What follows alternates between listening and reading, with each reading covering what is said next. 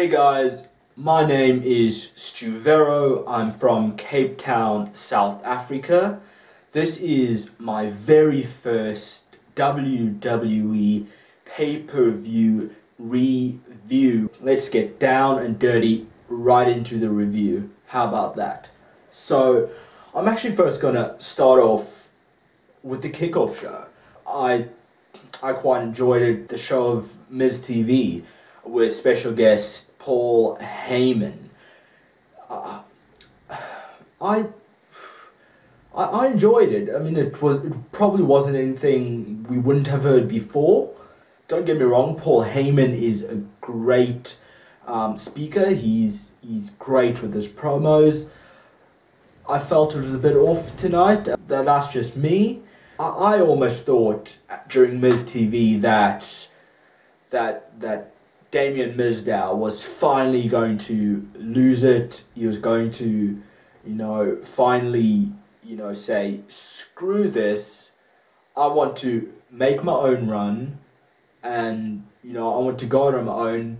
I don't want to be your little puppet anymore, Miz. And that's what I was really hoping, but it just was not to be. But perhaps they're building it up. Maybe just before WrestleMania, there's going to be this huge scene where either the Miz or Mizdow turns on each other, and that leads to a WrestleMania match, and that's what I want to see. Maybe there's the Andre the Giant Memorial Battle Royal again. Maybe we see Mizdow win it. Maybe not. But there's a lot to expect of WrestleMania this year.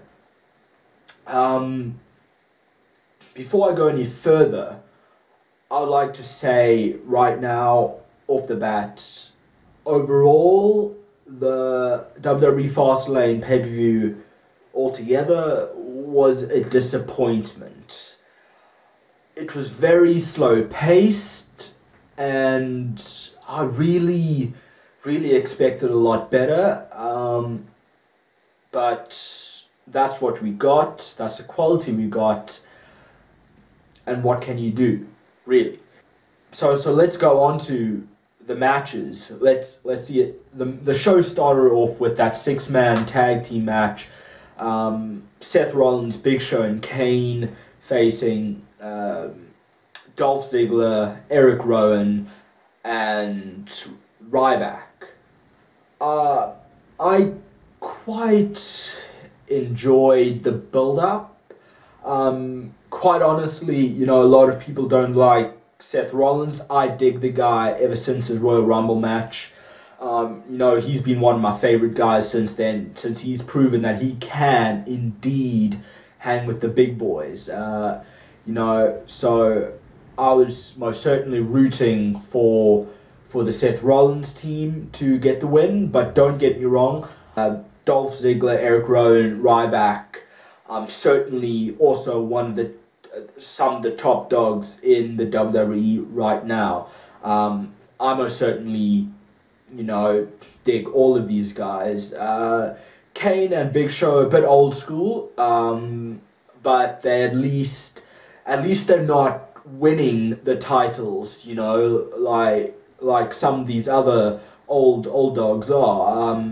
Like you get the John Cena's, we can't stand him winning the WWE title anymore because he just keeps on winning, and I think it's time for a change.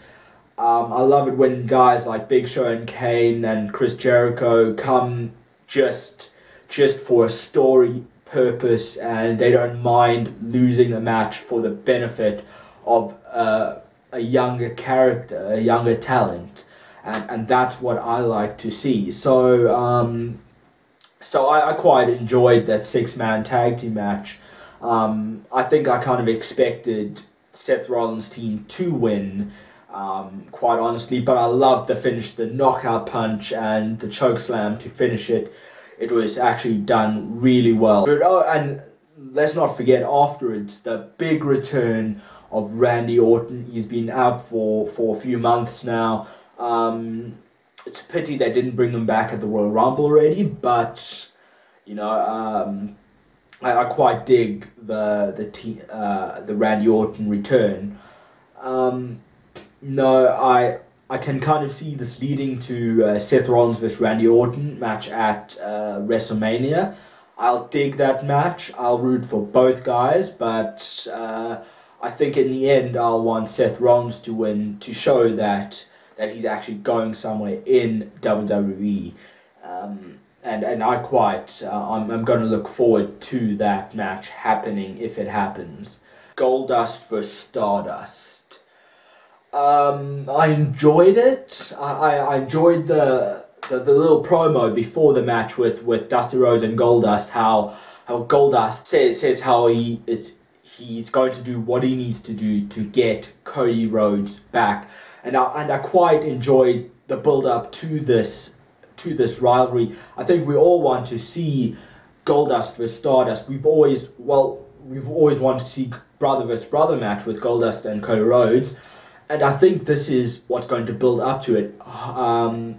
So the match altogether was good. I enjoyed how they knew each other so well. You could see the chemistry between them. That is really was really great to see. Reversal after reversal. Stardust doing a modified version of Goldust uppercut. I enjoyed seeing that.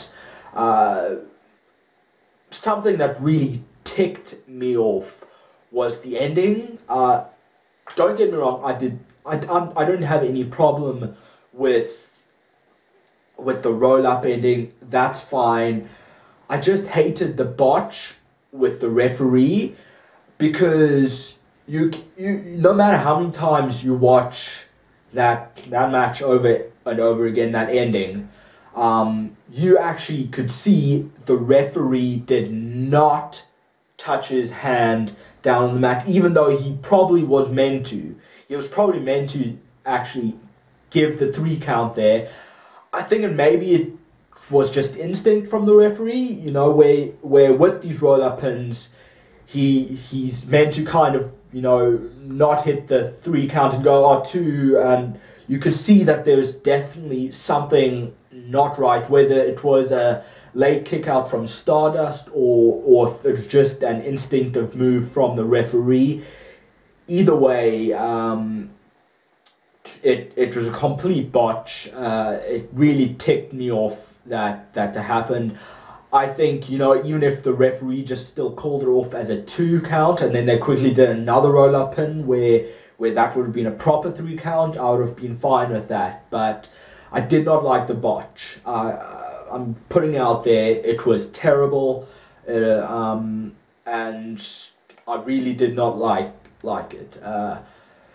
Afterwards, where Goldust and Dusty Rhodes again backstage afterwards, and then Stardust attacking Goldust, almost pretty much saying, this does not end here, it is going to go further, and this is why I hope that there is definitely going to be a WrestleMania match between the two. I think it will be an epic match. I think it will definitely be one of the matches for the ages. So I'm looking forward to it. I am looking forward to that match, and yeah, nothing more can be said on that matter. Tyson Kidd and Cesaro facing the tag team champions of the Usos. I'll be lying if I said I was rooting for the Usos, because quite honestly, I think the Usos have had a good run. I just haven't seen anything new from them. They haven't entertained me. They haven't shown me that they deserve to stay in that tag team spot. And I was definitely rooting for Cesaro and Kidd. At points, I won't lie, I was thinking, WWE is just going to let Cesaro and Kidd lose again, and they're going to go nowhere from here. And I'll also admit, when Cesaro and Kid first started tag team, I was like, what the hell are they doing? This obviously means it's going to be just like 3MB, like Slater Gator. These guys are going to be jobbers. These guys are going to go nowhere in WWE, and that essentially really pissed me off at the time, and I was thinking, like, what the hell are these guys doing? With it, it really, I was not happy about it. Once I started seeing more of them in more matches, the chemistry these two guys had, I was like, these guys are pretty good. I actually dig this team, and from there, I was just, I was right behind them. I started watching more of their matches, and I love the team. I love the duo. I'm glad that they're tag team champions right now. I must say, I enjoy the different moves that they keep bringing to the matches together, whether it's double team moves or just single moves as well. I loved how in this match at Fastlane, Cesaro, knowing that I think it was Jay who had the injured knee, decided instead of doing the full double leg Cesaro swing, he took the one leg and swung him, did the swing himself, and I quite enjoyed that. And I have nothing bad to say about that match. I believe actually the next was the confrontation between Sting and Triple H. I must say it was great to see Triple H not in a suit for a change, showing that, he's not just a businessman. He won't just be on the sidelines watching other people do matches for him, representing him. That he's actually willing to get his hands dirty and actually fight someone. And so I quite enjoyed seeing that. Him coming out in his leather jacket, his t-shirt, jeans. I enjoyed seeing that side of him again. Then him calling out Sting. Then them having the face-off. Honestly, about Sting, I don't know much about the guy. I've seen bits and pieces of the guy. But I can't say he's one of my favorites. He's definitely not one of my top 10 guys to cheer for, because I really don't know much about him. I never watched WCW as a kid. I don't think they ever aired it here in South Africa, WCW. So I was a full WWE person. I never got to see any of Sting's matches before, so he's not a guy that I can really root for. He's not a guy that I can actually stand behind and actually, I wasn't excited for his debut in WWE, and but I dig the character. I dig the character. I'm one of those guys who actually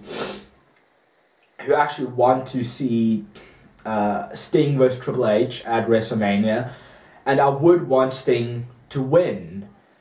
But is he a guy I would cheer for like a hell of a lot? No, because he's just I don't know much about him. I've never seen him very much before. I've seen bits and pieces of him in TNA.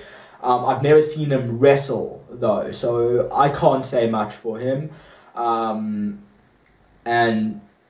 I enjoyed the confrontation between Triple H and Sting.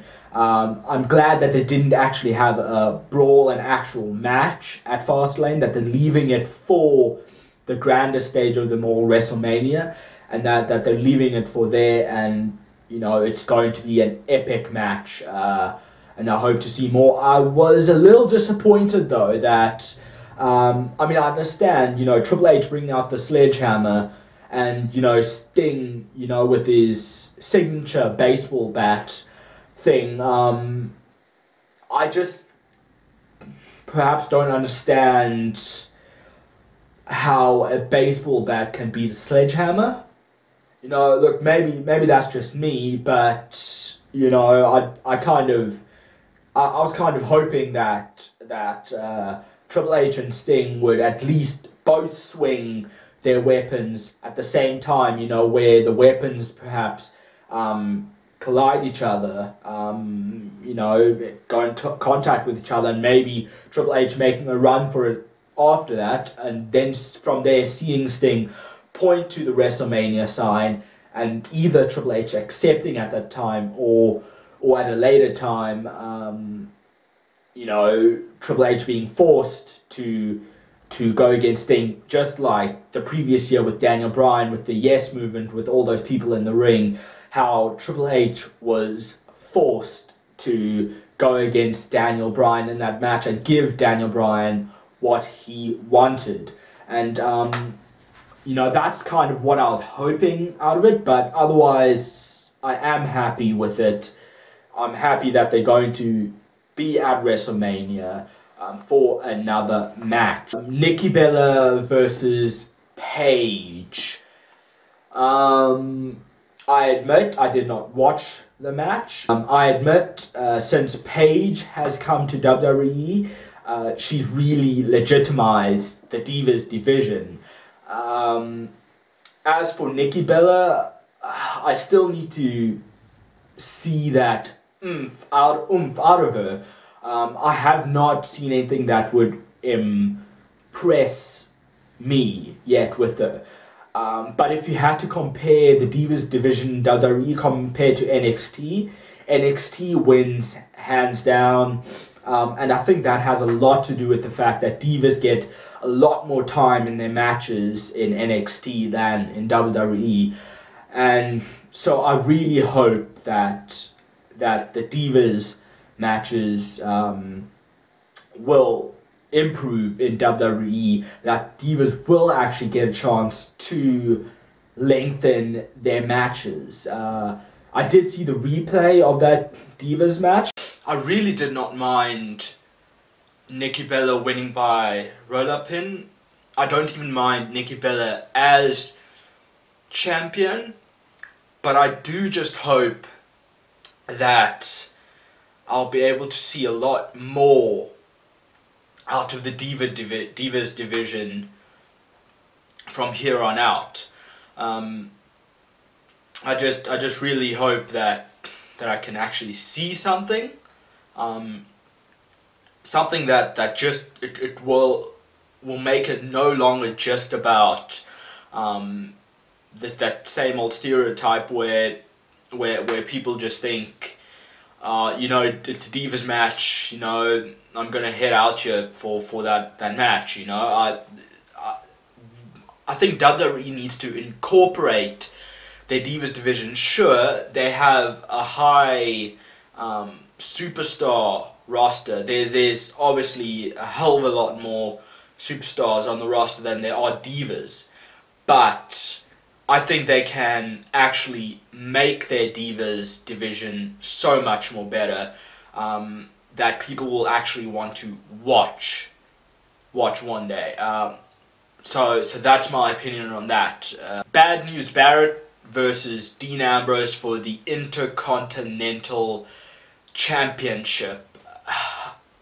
Dean Ambrose is a guy that I think really deserves a title, no matter whether it was the United States title or the Intercontinental Championship.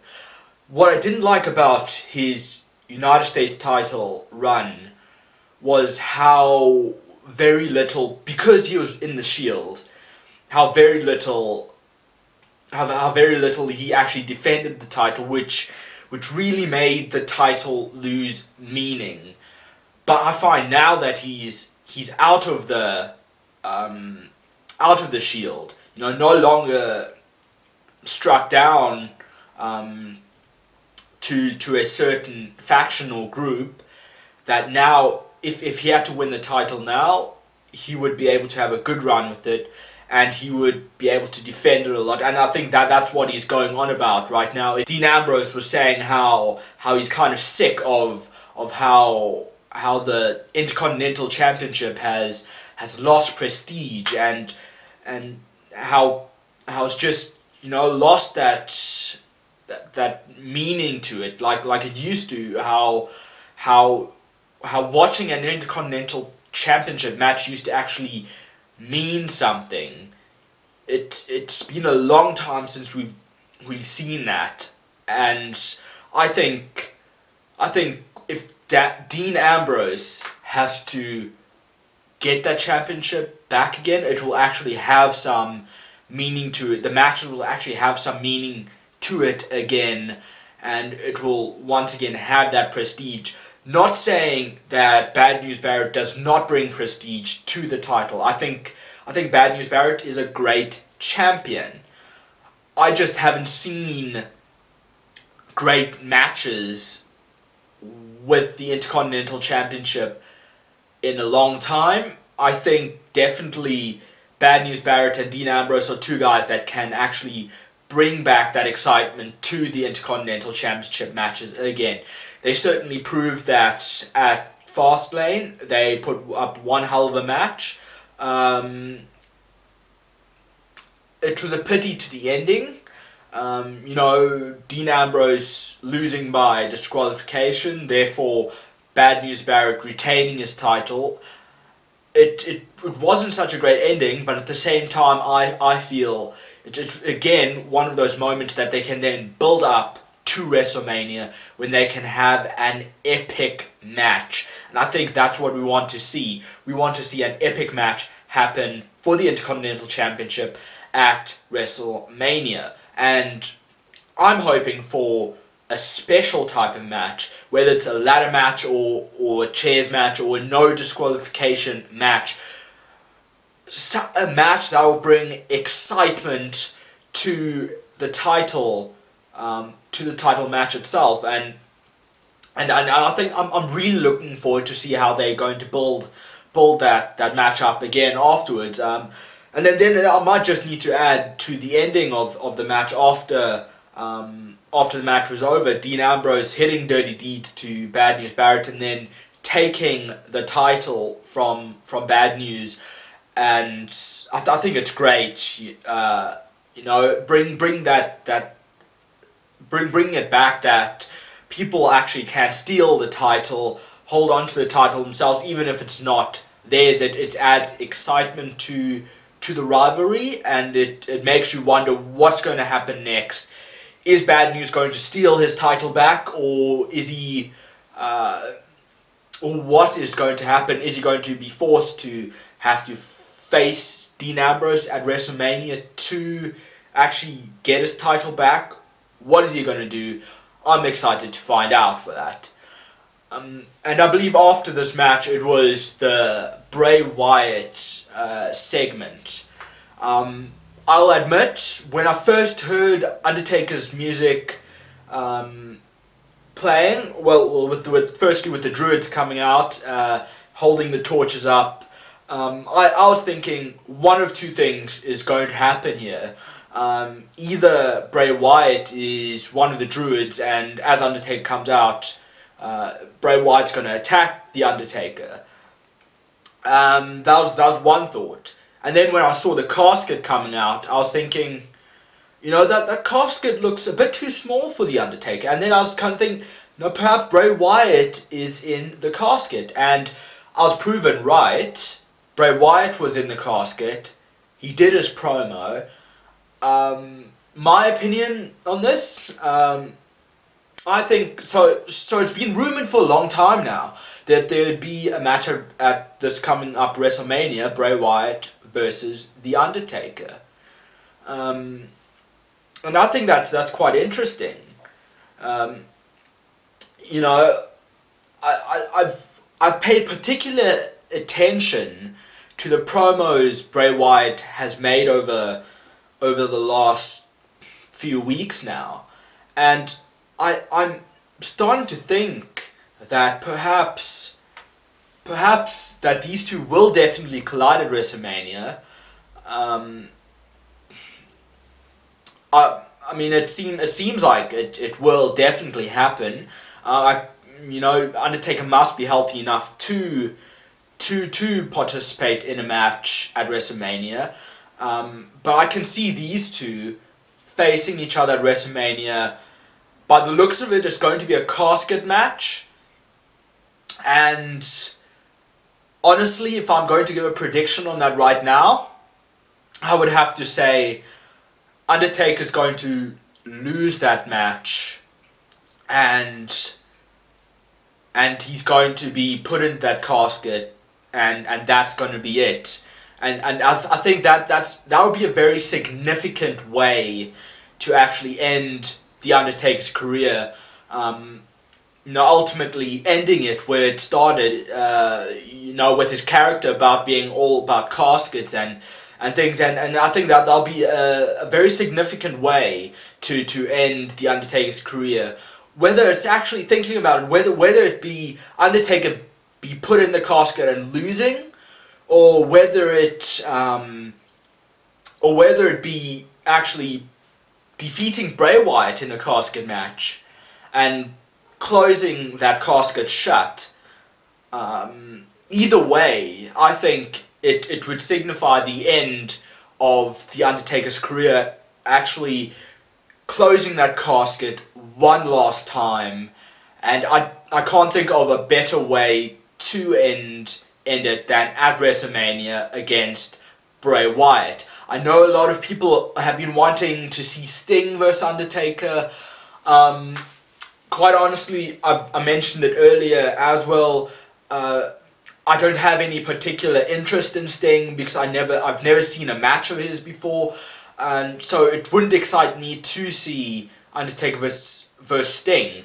But Undertaker versus Bray Wyatt, two of the creepiest dudes in WWE, I think it would be an epic match, no doubt about it.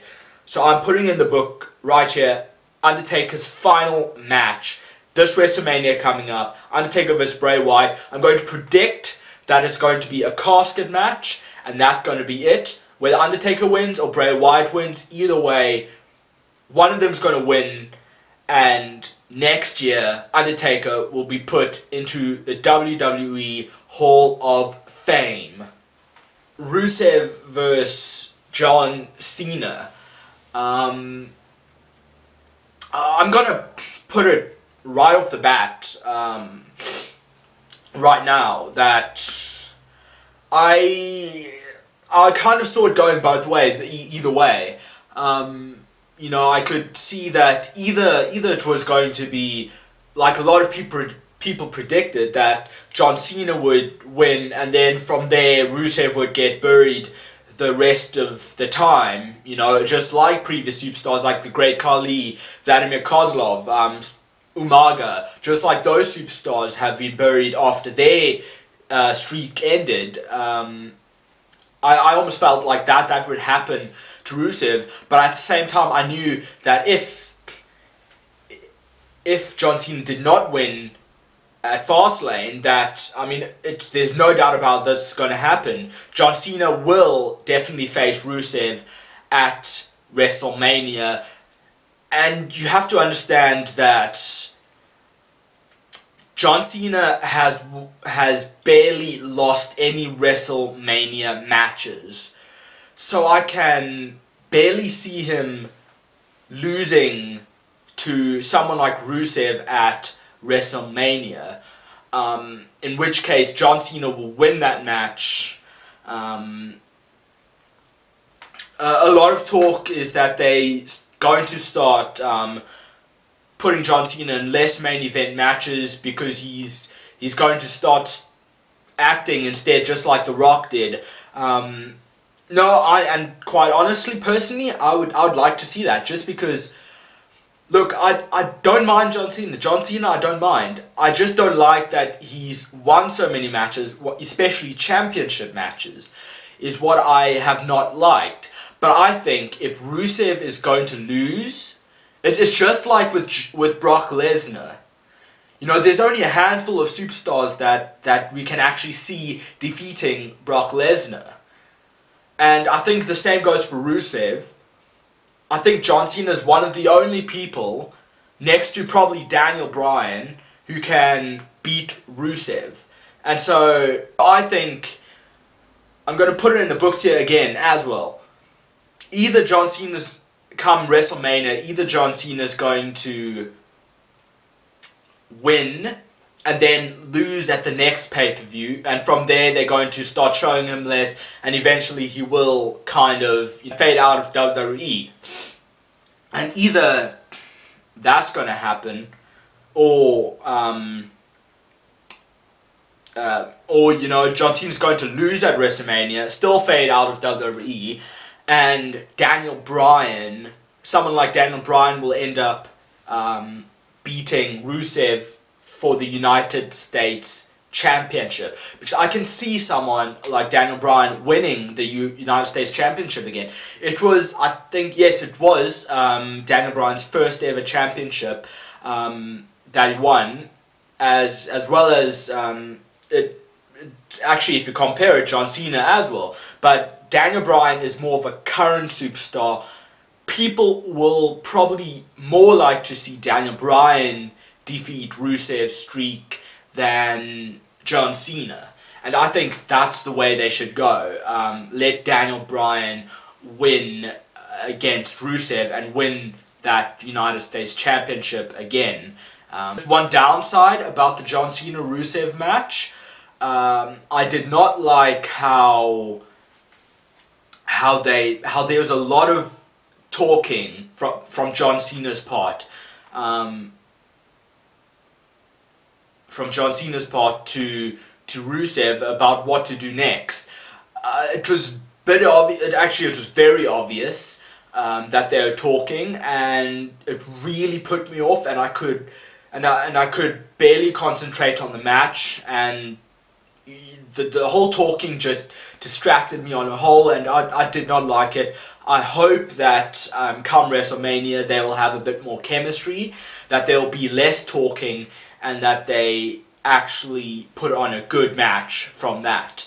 I didn't mind the ending with John Cena passing out. It's been mentioned before by probably other reviewers. That, I mean, why would you have John Cena tap out? When his slogan is never give up, never back down, never give up. And that's a major thing. That's why they wouldn't get John Cena to tap out, even though they have done the pass out thing before. John Cena is a specific guy that they would never have tap out. The same as in whenever John Cena is in an I Quit match, we automatically know he is going to win because of his slogan. Because, I mean, why would you make the guy say I quit when you're promoting this guy with t-shirts and slogans and everything else saying never back down, never give up? Why would you do that? And that's why that's why they got John Cena to pass out. Rather him pass out than tapping out, and rather be passing out than being pinned. That way it doesn't seem like you're as weak of a superstar, and they're actually that's how they kind of built John Cena up in that match, as usual, really, as the Superman guy, as this really legendary guy that would rather pass out than tap out. They've done it before with Stone Cold vs. Bret Hart. Stone Cold was bleeding from the head and he passed out in the sharpshooter. And that I think is a great way to end it rather than having tap out, and that way they can still build it up to WrestleMania, and that's all I have to say on that, really. There's nothing more to say, and then that's that. I enjoy, other than the talking, I enjoyed the match on a whole. With each guy actually countering each other and breaking out of each other's finishes at one point. It was a good match on a whole. And then there was one more match. No pun intended to Christian. Roman Reigns versus Daniel Bryan. I'm going to put it out there. I was rooting for Roman Reigns the whole time because I did not want to see Daniel Bryan main event again. And then us knowing what the outcome will be, i.e. Daniel Bryan winning again.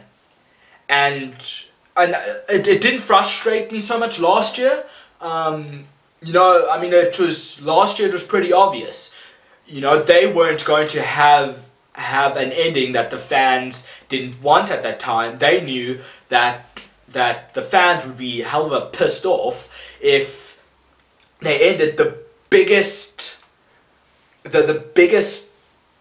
event of the year with 3 heels facing each other and the heel winning the match. They have never ended a WrestleMania off badly. And there's a reason for that. They want you to keep tuning into Raw and SmackDown and other pay-per-views. They want to keep you invested in the program. So what better way to do that than ending WrestleMania, the biggest stage of them all in WWE, off on a good note. And even a few years back, when they had The Miz beat John Cena, they ended it off nicely by having The Rock beat the hell out of The Miz, and that's what the people wanted to see. And the people enjoyed it, and it ended off great. So last year it was pretty obvious what they were going to do, that Daniel Bryan would beat Triple H and then still go to main event WrestleMania and win the title. I didn't mind it actually so much last year because it was actually what I wanted as well. I did not want to see these 2 or 3 heels face each other and, you know, end off in a crappy way. I actually wanted to see a great match between featuring Daniel Bryan. And that's what I wanted, and it happened. And you know what? It wasn't just that the face won, that I knew who was going to win, but it was how they executed the match that really made it an awesome WrestleMania. They really pulled it off. They gave out all the stops, and that's what made it an excellent WrestleMania. I just think this year, especially with Brock Lesnar as WWE World Heavyweight Champion, to have Daniel Bryan face against Brock Lesnar, it just wouldn't make sense. The fact that someone like John Cena couldn't even defeat Brock Lesnar, it just wouldn't make sense. It doesn't matter how much heart Daniel Bryan is built up to have. It doesn't matter, you know, how much of an underdog Daniel Bryan is. It just would not make sense to have Daniel Bryan main event against Brock Lesnar and then win. It just makes 0 sense at all. So I'm glad that Roman Reigns won at Fastlane, and that happened. And I liked the match on a whole. I won't lie, I did enjoy the match. I almost thought that it was over after the running knee and when Daniel Bryan had Reigns in the yes lock. I actually almost thought that Reigns was actually going to tap out, and I was literally about to throw my chair across the room because of that. But I'm glad that they ended it the way they did. You know, with Daniel Bryan trying to go for another running high knee and Roman Reigns actually spearing him. I saw that coming, but it's the way it was executed that made it so brilliant. And I loved the way it ended, and I liked how I almost thought Daniel Bryan was actually, I thought WWE was going to turn Daniel Bryan heel for a moment there when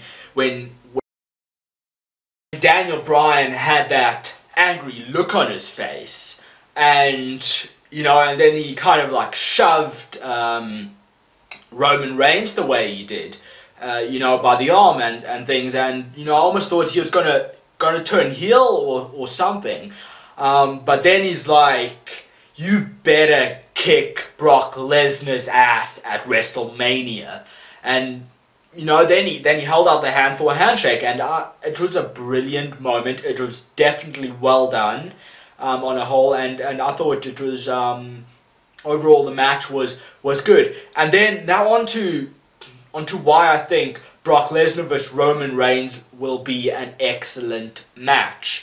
I'll admit I was pretty pissed off at the Royal Rumble when Roman Reigns actually won, but that was just because of the rumors that was going around beforehand that he was going to win the Royal Rumble match, and I think that was everybody's case really, that there'd been rumors going around that he would win, and or maybe it was just the way it ended, with Kane and Big Show being pretty much the last few guys in the match, and maybe that's what got people pissed off. But for me, it was because there'd been rumors going around that he would win, and then they still went for it. But you know what? I'm totally behind him now. He definitely has the talent to do it, and if you think about it, it's actually a perfect matchup. Two beasts, really, two powerhouses going at each other, and I think they can pull off an excellent match at WrestleMania. This time, or at WrestleMania last year, I wanted it to be Batista versus Brock Lesnar in a normal match, and that would have been an excellent match. Again, two powerhouses facing each other, trying to prove themselves. And so it's the same case here.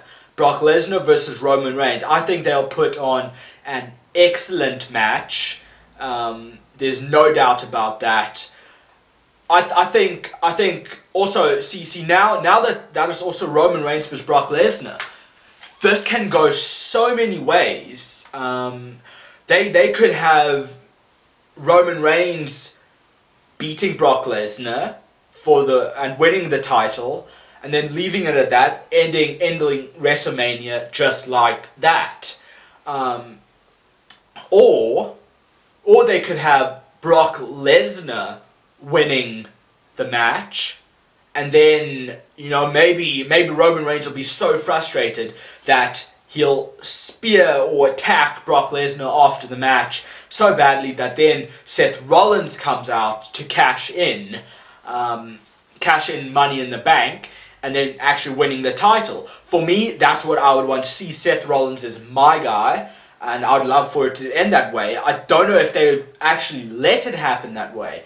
I don't know what the general how the general fans, or most of the fans, actually view Seth Rollins, whether they actually dislike Seth Rollins, or if they actually are quite behind him. I'm behind Seth Rollins either way. I hope that whatever match Seth Rollins has at WrestleMania, it's an excellent match, and that Seth Rollins wins. Because that's definitely, he is my guy. I want to see him win a match at WrestleMania. Prove that he definitely is one of the top guys in WWE. And, if they let Seth Rollins cash in at WrestleMania, excellent, perfect. I will be happy. But I do not want to see them let Seth Rollins cash in at WrestleMania and then lose. That will be the ultimate insult to Seth Rollins. After all Seth Rollins has been putting up with the last few months since winning Money in the Bank.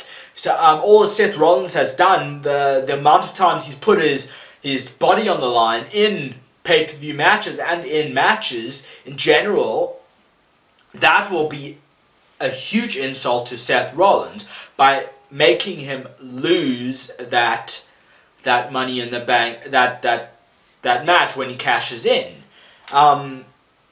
You know, so I really hope that when Seth Rollins does cash in, that it is a successful cash in. You know, and so yeah, like I said, it could even be that Roman Reigns wins the match at WrestleMania, and then Seth Rollins successfully cashes in his Money in the Bank. Quite honestly, I'm excited for WrestleMania. I don't know about you guys, but I'm excited. I can't wait for WrestleMania, and I'm looking forward to it. There are so many matches that they can put on at WrestleMania right now, and I'd love to see each one of them, as long as they put on good matches, and as long as the matches are not too short, I'll be happy. I think I'll be happy with that. Well, that's all for this guys.